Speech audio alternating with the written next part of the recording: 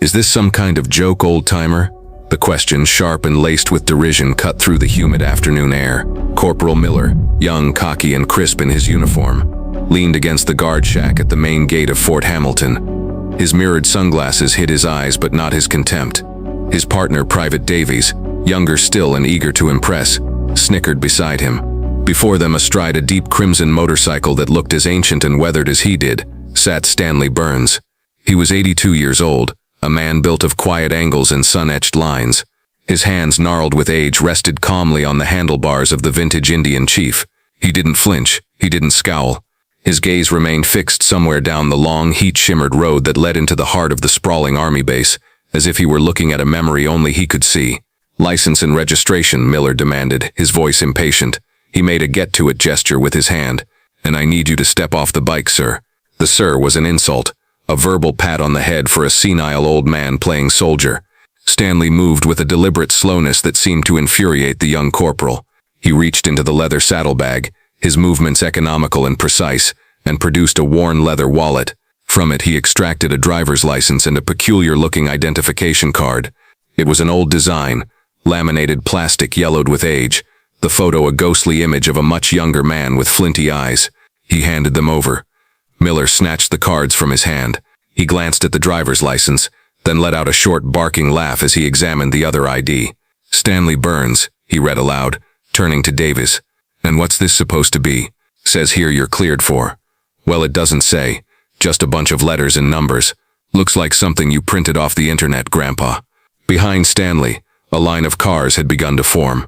The first driver, a suburban mom in a minivan, honked her horn impatiently. The sound seemed to feed Miller's arrogance. He was the king of this small concrete kingdom, and he was putting on a show. "Sir, I have an appointment," Stanley said, his voice a low, gravelly rasp. It was the first time he had spoken. The voice was calm, steady, and held an undercurrent of authority that was entirely at odds with his frail appearance. "An appointment," Miller scoffed, pocketing the IDs. "With who? The base historian? Look, I don't have time for this. This isn't a classic bike show. This is a secure military installation. Why don't you turn this museum piece around and go find the nearest bingo hall?" He stepped forward and placed a hand on the gleaming chrome of the Indian's fuel tank, his fingerprints smudging the polished surface. "Bet this thing runs on nostalgia and rust." "Please don't touch my motorcycle," Stanley said. The words were quiet, but the temperature seemed to drop a few degrees. For the first time, a flicker of something hard and dangerous surfaced in his pale blue eyes. Miller saw it, and his ego took it as a challenge. He smirked and gave the handlebars a slight shove, making the heavy bike rock on its stand. "Or what? You gonna tell me some war stories?" The line of cars was longer now. A few people had gotten out, their cell phones raised, recording the confrontation. The scene was becoming a public spectacle. Two uniformed soldiers in their prime, bullying a senior citizen. The injustice of it hung thick in the air. Whispers rippled through the small crowd of onlookers. "I'm going to have to ask you again to get off the bike," Miller said, his voice hardening. He was losing control of the situation and doubling down on his aggression to regain it. "You're causing a disturbance and failing to obey the instructions of a gate sentry.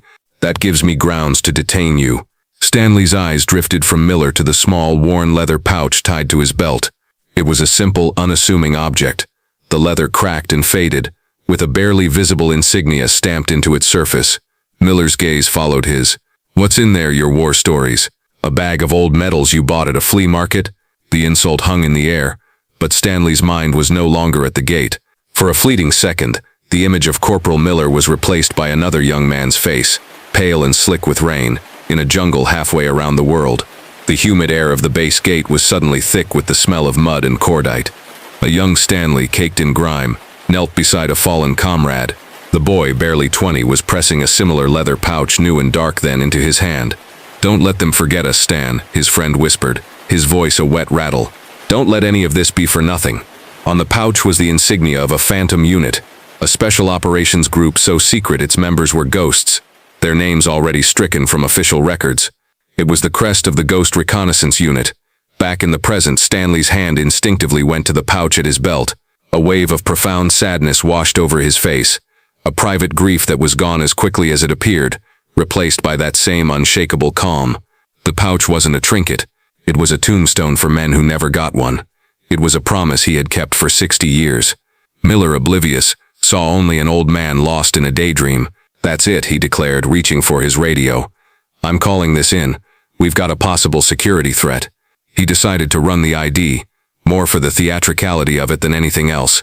He strode into the guard shack, holding the card up for Davies to see with a theatrical eye roll. Let's see what the system says about our secret agent here. He slid the card into the scanner. In the third car back, Captain Maria Flores gripped her steering wheel, her knuckles white. She was off duty, on her way to the commissary, but she had seen enough.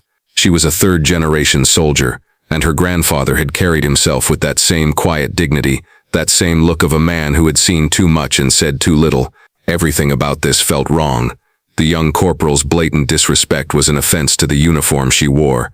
When Miller's taunts escalated to physical intimidation and then the baseless accusation of a security threat, she knew she couldn't just sit and watch. Intervening directly would be a mess of jurisdiction and rank-pulling that would only escalate things for the old man.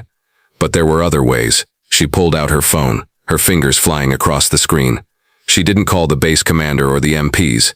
That would be too slow, too bureaucratic. She called the one person on the base who could move mountains with a single word. Garrison Command Sergeant Major Evans. He was her former first sergeant, a man who had forgotten more about the army than most generals ever learned. He answered on the second ring. Evans. Sergeant Major, it's Captain Flores. I'm at the main gate. Her voice was low and urgent. The MPs are harassing an elderly veteran. It's making a public spectacle of him, accusing him of having a fake ID, mocking his age, his motorcycle. It's a disgrace. Corporal Miller is about to detain him. What's the man's name? They just ran his ID. I heard Miller say it. Stanley Burns. She spelled it out. B-U-R-N-S. The other end of the line went completely silent for 3 full seconds. When Evans spoke again, his voice was tight with a kind of awed horror that made the hair on Flores's arms stand up. Captain, stay where you are. Do not engage. Do not interfere. Just keep your eyes on Mr. Burns. Is he all right? He's fine. Just calm. But they're about to put hands on him. They won't, Evans said, his voice a low growl of absolute certainty. Flores could hear muffled shouting in the background on his end, a sense of sudden explosive urgency. Get me the general's aide on the line, now, Evans bellowed to someone in his office. Tell him it's a code black. No, I'm not kidding. Just do it. The call ended. Flores lowered her phone, her heart pounding. Code black. She'd never even heard of that designation. It wasn't in any manual she'd ever read. She looked at the old man on the motorcycle, who now seemed to be surrounded by an invisible lethal aura. The balance of power at the gate had just shifted dramatically.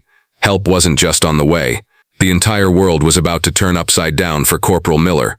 Inside the Garrison Command building, Command Sergeant Major Evans stood ramrod straight, the phone receiver gripped so tightly in his fist it creaked. His face, usually a stern but fair mask, was now a portrait of disbelief and cold fury. He was already on a second line, connected directly to the office of the base commander, General Thompson. I don't care if he's in a secure video conference with the Joint Chiefs, Evans barked at the general's terrified young aide. You walk into that room, you place a note in front of him, and you do not leave until he reads it. The name is Stanley Burns. He is at the main gate, being unlawfully detained by Corporal Miller and Private Davies. Go now. The scene flashed to General Thompson's stately office. The general, a man whose stern reputation was known throughout the army, was deep in a high-level briefing with Pentagon officials displayed on a large screen.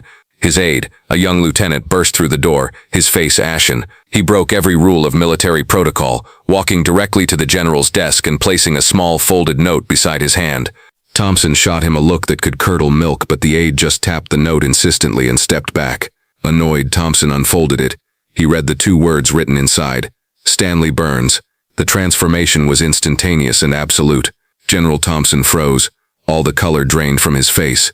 He stared at the name as if it were a ghost from a forgotten war. The formidable 4-star general on the screen was still talking, but Thompson no longer heard him. He looked up at his aide, his eyes wide with a stunning mixture of shock and something that looked like fear. He leaned into his microphone. This meeting is terminated, he announced, his voice flat and void of all emotion.